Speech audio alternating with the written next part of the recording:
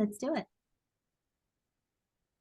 Hello, you are listening to the Marriage Underdogs Radio Show, and I'm your host, Chris A. Matthews. And once again, I have a phenomenal guest. And you are right, it is an MFT. We have Lana Banegas here. How you doing? Hey, I'm doing well. Thank you for having me on your show. Definitely. I love that you are taking time out of your day to share your expertise. With that being said, let's jump right into it. What are your specialty areas that you tend to help couples and families and even individuals process and get through? Yeah, sure. So I work mostly with couples in my practice, and most of the time people come to me because they are having a really tough time in their marriages, in their most significant relationship, right? So I work with couples a lot of the time who are really on the brink of divorce, who have really tried to solve it on their own, to ask friends for advice, to kind of sit down and hash it out between the two of them, and have been unable to do so. So they end up coming to us at the marriage point. A subspecialty that I do have is sex therapy. So I do see couples that, in addition to the marital concerns, are also experiencing sexual disconnection and a lack in sexual intimacy or a lack in satisfaction with their sex lives, desire discrepancy, sometimes different sexual dysfunctions.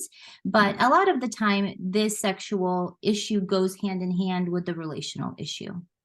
Gotcha. Yeah, the head is what the head, the heart, and the body, they all have to be connected, right? Yeah. And when you think about couples coming in for sexual issues, talk about what you find to be some of the major concerns.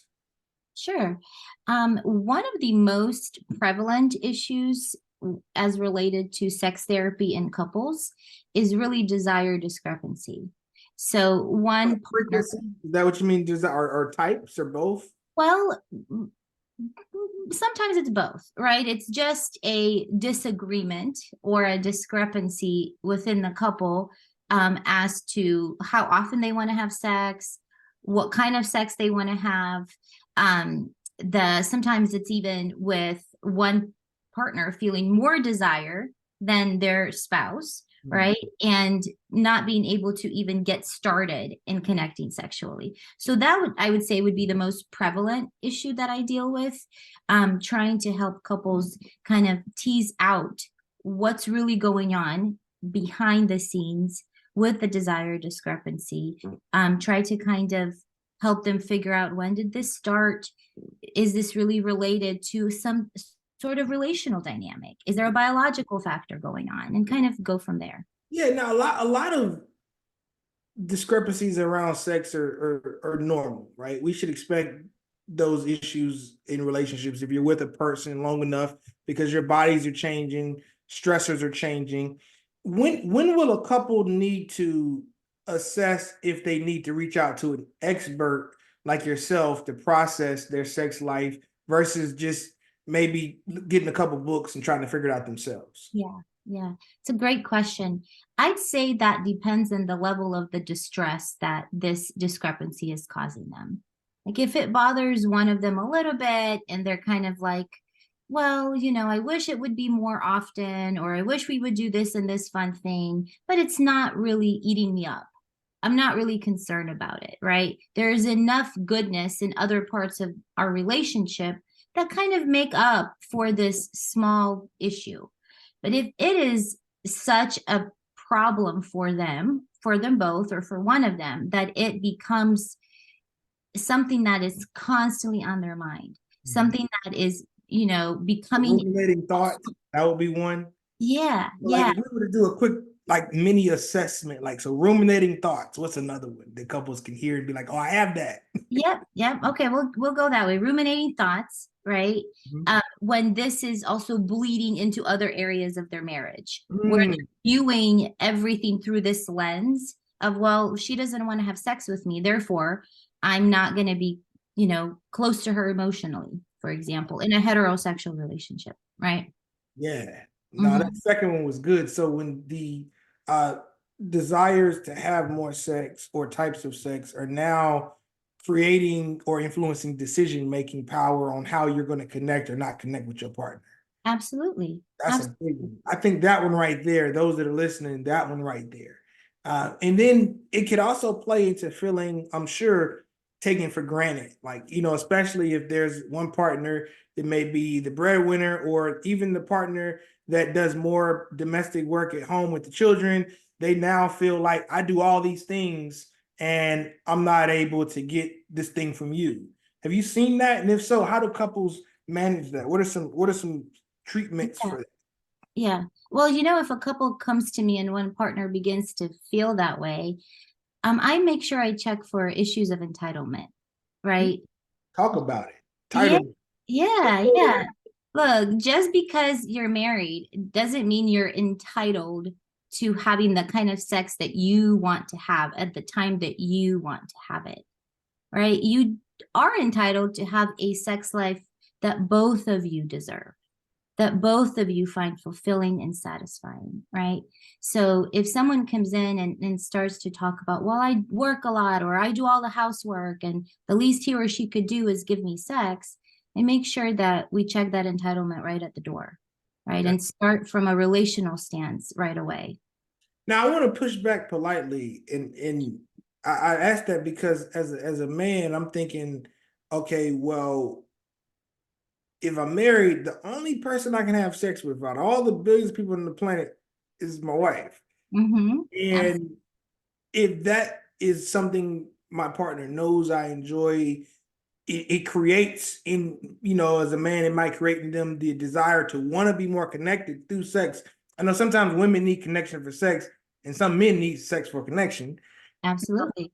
When does the compromise come? Because you said both. So talk about both versus one partner feeling, because I see this a lot of times when I'm in heterosexual relationships. The woman feels like, well, my body, my choice.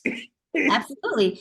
So, I would ask that woman, right? And sometimes it is a male, just to be clear, right? I see Absolutely, it can be a male as well. the male partner has the lower sex drive or desire, right? But you and I both can agree that it's usually the woman. You're right. Typically, it is more for the women, right? We as females need that emotional connection, just like you're talking about, a little bit more than men. And we can argue and say it's because men have been conditioned to only express lust and anger in our society, right? And not really talk about some of the vulnerable emotional stuff going on for them.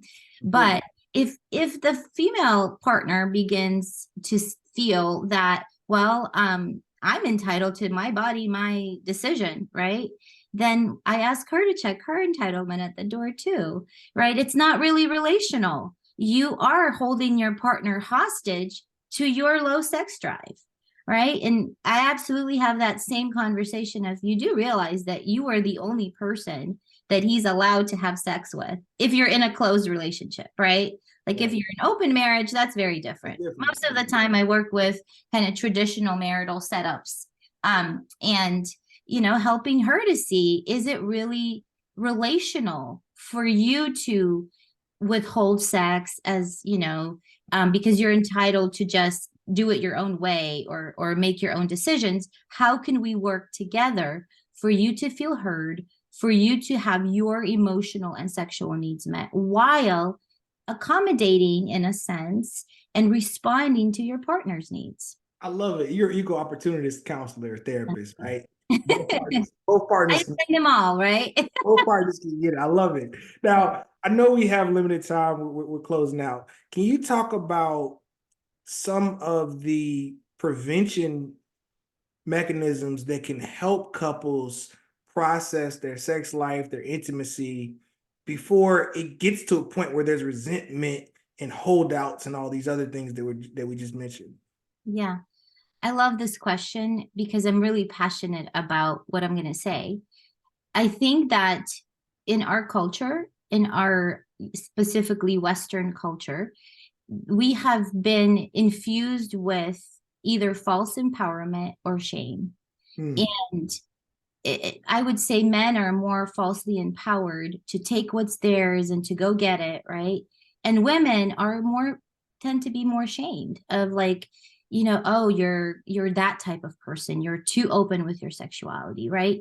And these issues of either too much shame or too little shame, right? Or guilt, right? Mhm. Really prevent couples from being vulnerable with each other about their sexuality. I think that it's pivotal in a relationship if it's having sexual issue concerns. It's a pivotal moment when one of the partners comes and says, "Hey, I really need to talk to you about my sex life and my experience with our sex life. And here's what's missing, and here's what I need, and here's what I've been afraid to say." All right. And just working through these issues of shame and false empowerment internally can be a game changer for Now, now, couples. this- now this is good stuff. Now, I want to share this last question because it's really important. What do we do for, and this is usually the female partner, who hears that and now has more pressure? I have the pressure of taking care of the kids. I have the pressure of working. I have the pressure of the in-law. I have the pressure of the house. Now I have the pressure to make sure you're happy sexually too. Mm.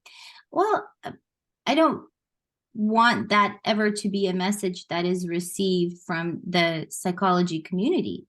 Um, Absolutely not.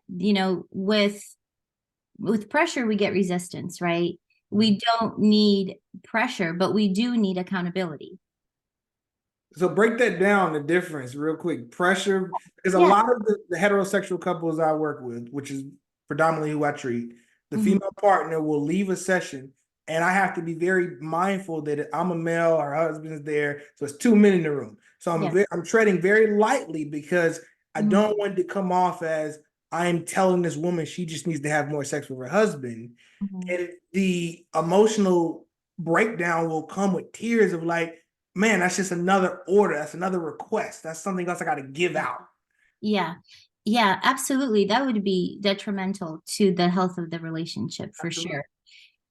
What I try to do in my work with couples is to empower, if it's the female partner in this instance, to tap into her true and authentic level of sexuality and to Mm. talk about, hey, how much sex do I need? What kind of sex do I like?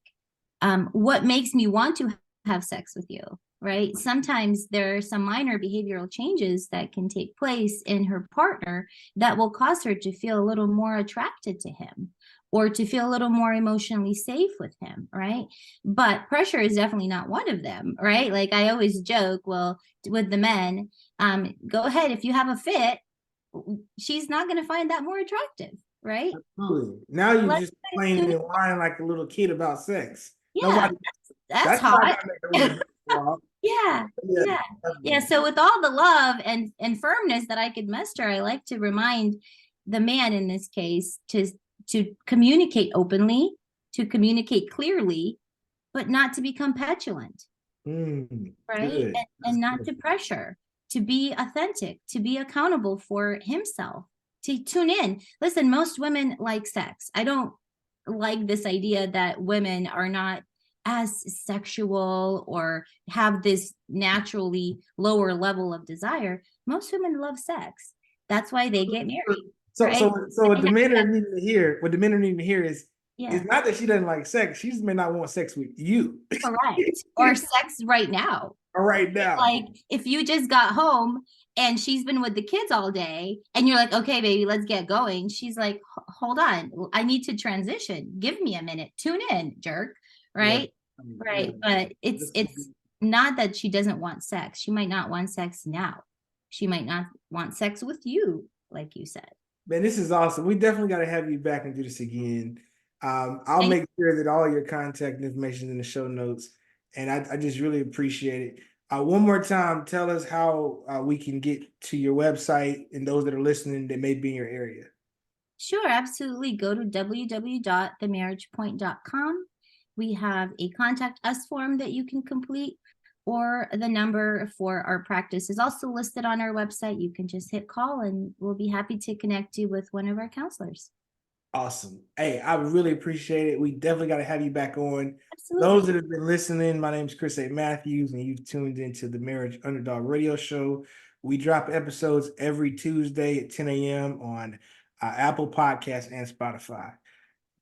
Please leave reviews, and we look forward to you catching another episode.